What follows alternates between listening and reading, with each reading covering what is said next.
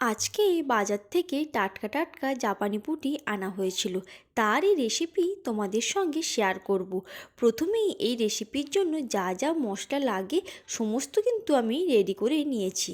আর এখানে শ্বশুরমশাই মাছগুলোকে কেটে ভালো করে পরিষ্কার করে আমাকে দিয়েছিলেন। তারপর কড়াইতে একটা একটা করে আমি মাছটা ভাজছিলাম। যেহেতু আমার কড়াইটা অনেকটাই ছোট, তাই মাছটা ভাজতেই আমার একটু সমস্যাই হচ্ছিল। দেখো, এখানে আমার সমস্ত মাছ ভাজা কিন্তু কমপ্লিট হয়ে গেছে।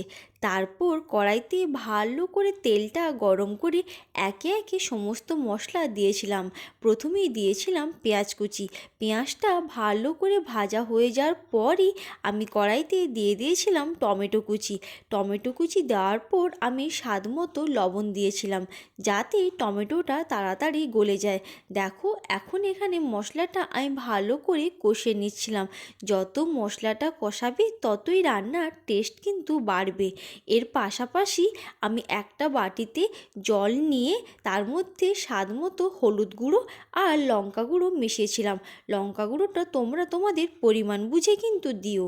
তারপর কড়াইতে ওই সর্ষে বাটাটা ভালো করে দিয়েছিলাম এবং ওই জলটা যেটা করে রেখেছিলাম সেটাই দিয়ে দিয়েছিলাম।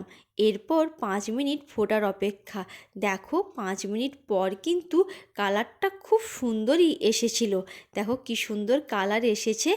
তারপর একটা বাটিতে ওই মাছগুলো রাখার পর আমি কড়াইতে যে মশলাটা রেডি করেছিলাম সেটাই ঢেলে নিয়েছিলাম।